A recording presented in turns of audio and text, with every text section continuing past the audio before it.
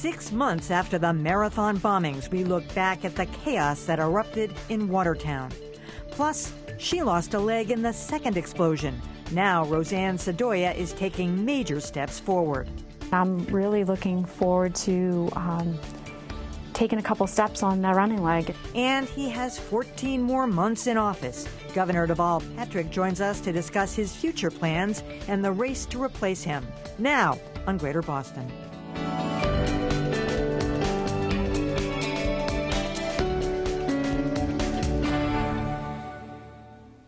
Good evening. It's been 6 months since our city was rocked by terror. 2 bombs at the Boston Marathon finish line left 3 people dead, dozens maimed, and hundreds injured. Within hours, a manhunt of unprecedented size and scope was underway. That search would end with the arrest of Jahar Tsarnaev. But before that, there was a specific 18-hour period most of us will never forget. WGBH Radio senior reporter Phillip Martin takes us back to that time.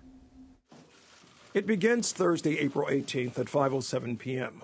3 days after the bombings, the FBI releases photographs of bombing suspects number 1 and number 2 with a warning to the public. We consider them to be armed and extremely dangerous. The city and law enforcement are on edge. At 10:10, nearly 5 hours after the FBI press conference, a 7-Eleven store in Cambridge is robbed. About 10 minutes after that, Cambridge police respond to reports of shots fired on the MIT campus. Push that ALS unit off the down. At 10:31, MIT officer Sean Collier is fighting for his life. He's been shot multiple times while sitting in his cruiser. Wherever he's at, ALS unit, please. Initially, police think the 7-Eleven robbery and MIT shooting are related. It turns out they are not. But police wonder, could either crime be connected to the marathon bombing manhunt? Carjacking occurred at Richie Shell. At 10:58 p.m., a Mercedes SUV is carjacked in Brighton. The victim, Danny, tells WGBH that after a nearly hour-long trip through several communities, he escaped, then told police the hijackers were the marathon bombers. Police traced the car to Watertown using the vehicle's tracking device and the victim's cell phone. Just past midnight on Friday, Watertown police spot the carjacked Mercedes and a green sedan in the vicinity of Dexter Avenue. They chase both cars while bombs are being tossed at them. By 12:38 a.m., Watertown police are engaged in a furious shootout with the suspects near the intersection of Dexter and Laurel. Watertown Police Chief Ed DeVoe calls for backup. Any officer that's on duty was notified to do that, so we didn't know what we were up against. No one did. 8 minutes later, Watertown resident Andrew Kitzenberg is watching the shootout from the 3rd floor of 62 Laurel Street. He documents the firefight with a smartphone camera. I saw 2 men taking cover behind a dark SUV, and they were shooting down Laurel Street towards officers. And I also had the vantage point of seeing at the end of the block the officers. And it looked to me like there were about 4 or 5 police vehicles at the end of Laurel Street. It really was a firefight. There was a lot of gunshots going off, but I couldn't really tell who was shooting when.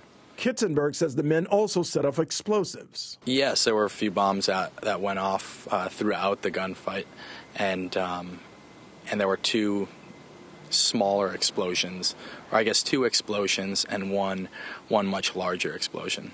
While the timeline lays out the dramatic events, WGBH News has spent months trying to get answers to what happened that night from Cambridge to Watertown.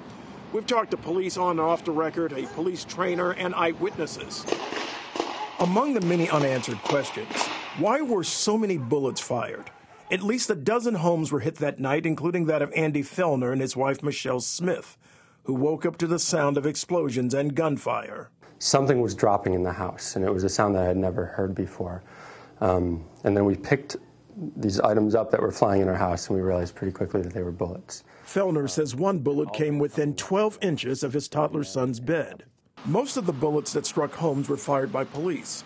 And while they argue the circumstances necessitated extreme action, Boston police policy, for example, states fire only when reasonably certain that there is no substantial risk to bystanders. Andrew Kitzenberg says his roommate got up from his chair just moments before a bullet came through the wall. and it had penetrated the wall and the desk chair clean through. Also that night, MBTA police officer Richard Donahue was shot and severely wounded, leading to another lingering question: who shot him? While the state has charged Johar Tsarnaev with the murder of police officer Collier and other crimes, no one has been charged with shooting Officer Donahue.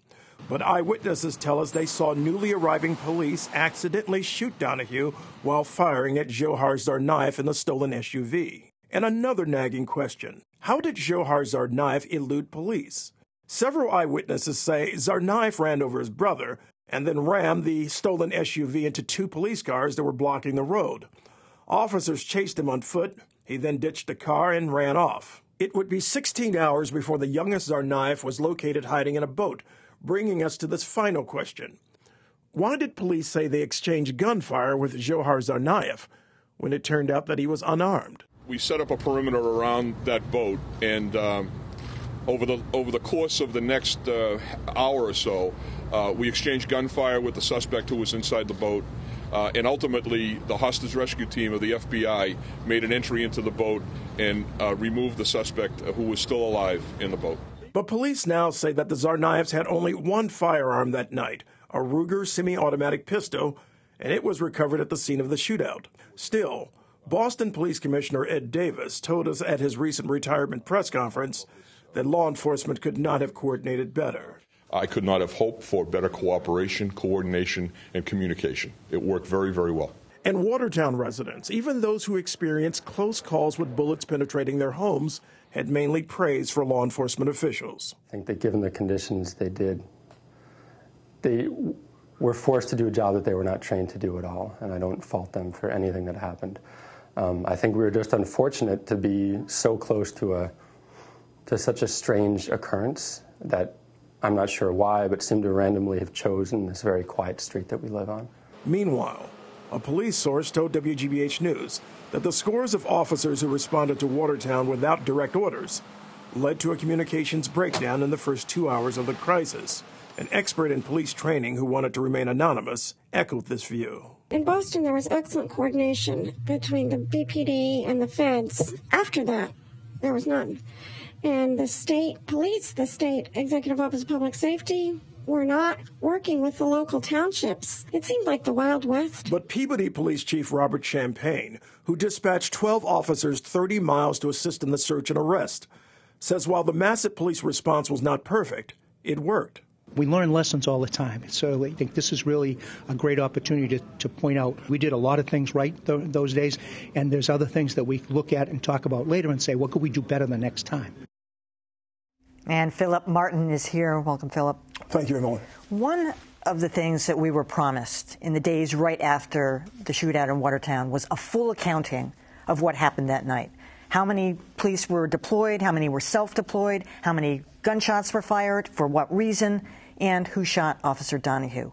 Where does that report stand? We're still waiting, and it's promised. I spoke to both Ed Davis, the Boston Police Commissioner, and I also spoke to Robert Haas, who is the Cambridge Police Commissioner, and also spoke with Watertown's Ed DeVoe. And all of them have said that a report is forthcoming. Chief DeVoe, in fact, said in regard to the shooting of Donahue, of Richard Donahue, he said that a report is definitely coming. There is a question about whether or not this was friendly fire, but he said that they're still studying it. They're still studying the situation, and the report is forthcoming. There was a meeting with Homeland Security in Washington involving the three of them, Ed Davis, as well as Haas and DeVoe, in which they talked about a number of issues, including officers assigning themselves to the scene of the friendly fire incident, if indeed it is a friendly fire incident, and some of these other lessons that have come out of this situation. So Ed Davis and others have said this is kind of a model of efficiency. Was it, or was it a case study more about what happened and how things unfold in a chaotic situation? But to describe it as a model situation would be a stretch. No? Well, I think he's describing the communications among the chiefs, among the commanders, as a model of efficiency. As far as the specific incidents that occurred in the context of this 18 hours, that may be a different matter. They see that more as a case study, something again to look at lessons lessons that went right and those things that went wrong in the context of the gunfight and other things that occurred. One of the things you discovered was that the Watertown police chief said that a lot of the police officers coming into the community that night were from out of town. They were unfamiliar. They didn't know how to navigate the roads. They didn't know the neighborhoods at all. So that might have contributed to the fact that Jahar Tsarnaev got away, and he knew that neighborhood very, very well. That's absolutely right. He'd been in that neighborhood. He had a friend on Boylston Street in that neighborhood. He knew the back streets. There's still a question of why he made a U-turn to go down Laurel and up to Spruce. But yes, he did know those streets. And Ed DeVoe, the Watertown police chief, said if there's one thing that the police could use in the future is a new GPS system, because this was not a minor issue. These police officers were indeed lost in this neighborhood, which is more like a labyrinth. All right, Phil Martin, thanks for that. Thank you, Emily.